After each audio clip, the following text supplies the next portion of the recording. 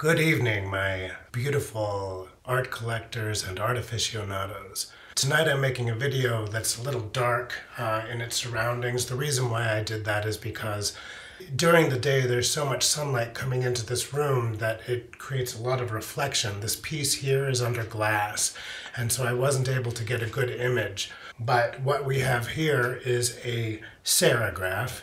It's a 27 by 3 3/4 by 22, unless we're talking about shipping, and then we've got 38.5 by 32 1/4. I was able to get an exact measurement on the paper because it is on a floating frame mount. You can see these deckled edges here. Deckled is, if you think of the handmade paper that you might find in a stationery shop, and the edges are unfinished, or it looks like it's a little torn. That's a deckled edge. But let's go ahead and zoom in here and see what we got. I've got signed on the left-hand side, Nieto. On the right-hand side, number 25 out of 25. Again, this is a serigraph. A serigraph is a type of screen printing. You might think of a t-shirt shop, but if we're talking about fine art, I'm going to put a link in the video right here to a video that I find visually explicative as to what a screen print is. It's just layer upon layer of colors. And what really interests me about this piece here is the gradation of color from light to dark. I thought that was a very interesting result using this technique. So Nieto is one of the foremost Native American artists here in the United States.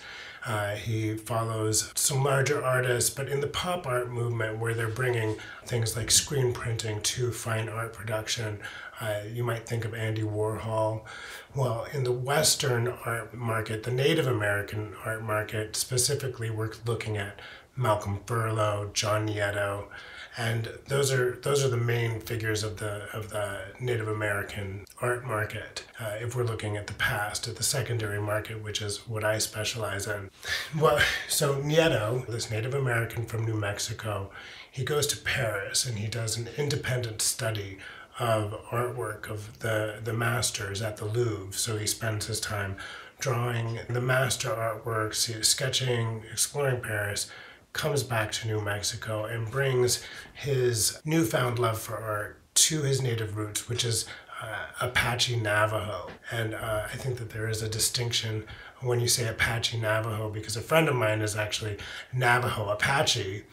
And so I think that when you say one or the other, it would be, specify, one or the other. If we're looking at the image here, this piece is called Saguaro Man, and I got the name of that from actually Alaya Nieto, the son. So when I first got my hands on this painting from an estate out of Dallas, I wanted to show respect to the Nieto name by not just immediately posting this piece on, Facebook Marketplace or Etsy, where you would expect to find a print. The Nieto is such a big name in the Southwest art community and globally that he does deserve some respect when you're talking about the sale of his pieces on the secondary market. So I emailed Russell Herndon of Herndon Fine Art because I see that he sells Nieto prints as well. And this is where the story gets interesting. He emailed me back an image and he said, well, this piece doesn't match the original that was sold out of New York. Side by side, they don't match. The colors are different. And so I started doing a little bit more research, and I got my hands on this retrospective book that was published through the Utah Museum of Fine Art back in 1993 in conjunction with the Cacciola Gallery in New York. So at this point I feel like I've done enough research to email the Cacciola Gallery and ask them what they think about the discrepancy between the original and the print that I have. They email back and they say, well, we don't know. They did those prints in the 70s and 80s, but why don't you contact Anaya, John Nieto's son, and he runs the estate of his father, representing the unsold pieces of his father's estate, and you can find more on him at Nieto Fine Art. But Anaya actually emailed me back and tells me that this painting is called Saguaro Man, Saguaro. So if you look at this image,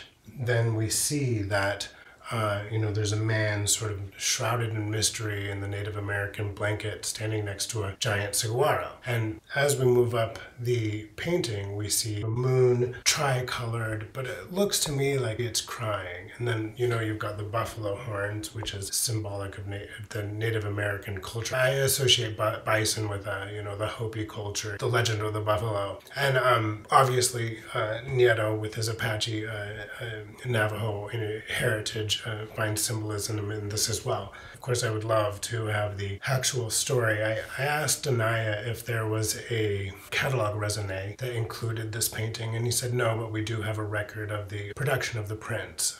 The reason why I asked about the catalog raisonné is that perhaps there would have been some sort of indication as to John Nieto's thought process when creating this painting, which is now a serigraph.